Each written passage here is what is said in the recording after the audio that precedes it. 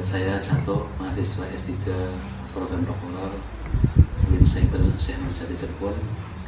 Pada kesempatan ini saya akan melaksanakan wawancara dengan narasumber saya yang masih satu linear dengan disertasi saya yang berjudul nilai-nilai pendidikan multikultural dalam kitab Marah Labid karya Syekh Nawal Al-Bantani, Surat Maryam ayat 12-15.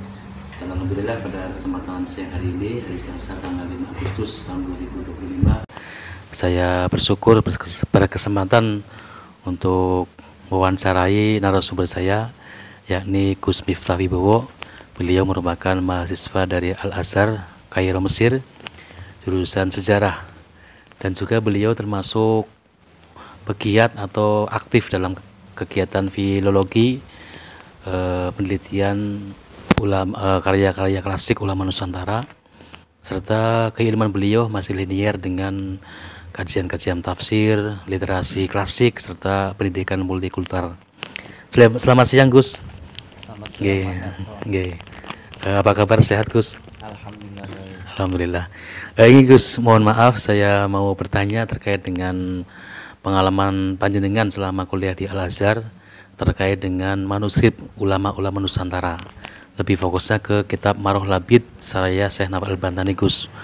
Sejauh ini kira-kira menurut Gus niku apakah pernah menemukan varian kitab Marah Labid yang ada di Kairo atau sumber-sumber yang lain terkait dengan apakah kitab itu diajarkan di lembaga-lembaga pendidikan di luar Indonesia, Gus?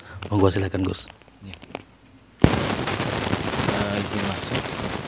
Jadi memang kitab Marah Labid ini kalau di Mesir kan terkenal sebagai tafsir Al-Munir ya. Nah, nanti cetak yang cetakan yang sekarang beredar yang ada artinya bisa ditemukan itu cetakan terbaru Darul Fikr. Tapi itu sumbernya mengambil dari percetakan keluarga Halabi, baik itu yang Isa maupun yang Mustafa Al-Halabi.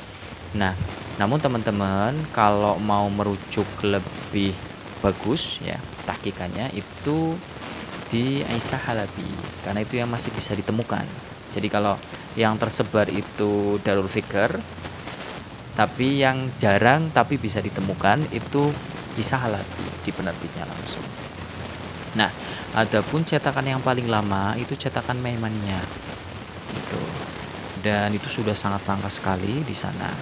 Nah, saya pribadi itu menemukan karya ulama Nusantara itu menggunakan salah satu medianya atau sumbernya yaitu dari katalog Mustafa Halabi sendiri. Salah satunya yang sedang saya pegang ini dari katalog tahun 1992. Sedangkan Mustafa Halabi sendiri itu kan didirikan oleh Ahmad Al-Halabi ya, yang kemudian mengakuisisi penerbit Maimaniyah dan akhirnya mendirikan percetakan yang dinisbatkan kepada keluarga Halabi. Nah, ini kalau di sini tertulis didirikan tahun 1859.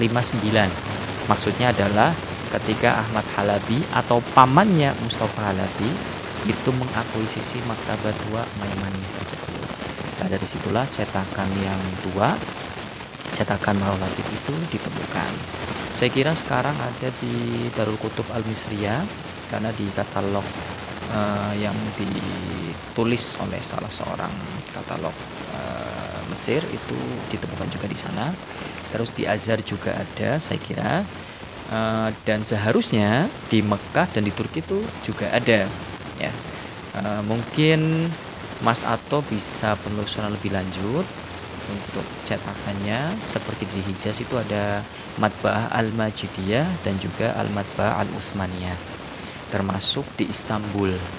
Nah, kalau di Istanbul nanti mungkin bisa saya sambungkan ke kolega yang tahu soal itu, seperti itu.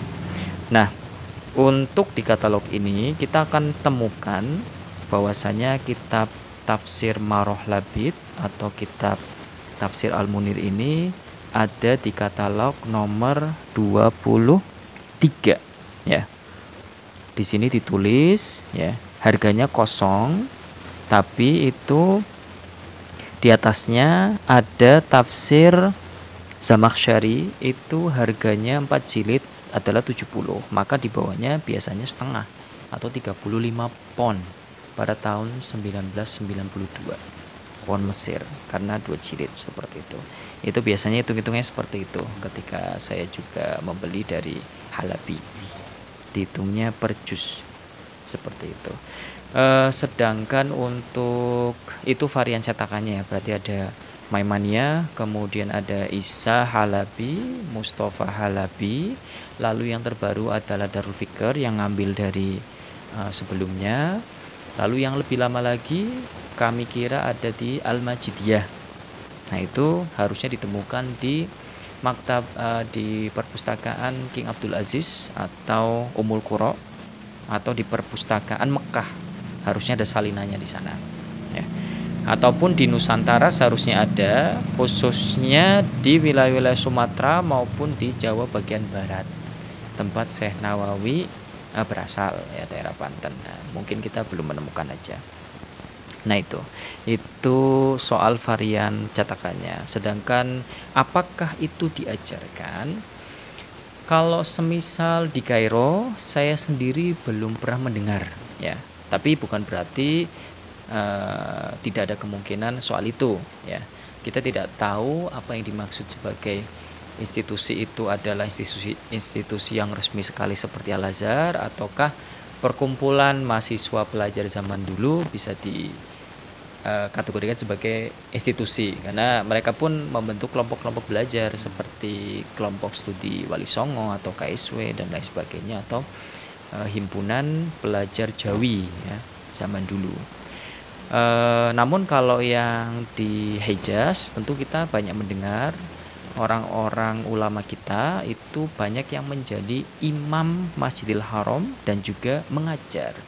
Salah satunya yang terkenal adalah Syekh Ahmad Khotib Minangkabau, kemudian ada juga siapa itu Syekh Muhammad Mukhtar Atorid Binatan Negara, ulama Bogor yang mengarang kitab Takribul Maqsad. Kemudian juga diantaranya adalah Syekh Nawawi Banten itu. Dan dikatakan Snow Gordon sendiri itu mendeskripsikan tidak hanya mengajar dalam bahasa Arab, tapi juga bahasa-bahasa Nusantara seperti Melayu dan juga bahasa Sunda seperti itu. Jadi mau tidak mau orang-orang yang non Sunda, semisal ada pelajaran Sunda, maka dia harus mendengarkan dengan bahasa Sunda dan dituntut untuk mengerti itu. Sama seperti kayak ceritanya sekarang kalau ada teman-teman Sunda mondok semisal di pelosok gitu kan, ataupun sebaliknya gitu. Nah, saya rasa kondisinya sama seperti di Mekah juga seperti itu. Sehingga kita akan temukan Masjidil Haram pada zaman itu bisa dikatakan sebagai melting pot ya. Benar-benar multikultur ya. Berbagai bangsa, bahasa itu ada di situ dan disatukan dengan turos atau keilmuan Islam seperti itu. Demikian yang bisa saya sampaikan.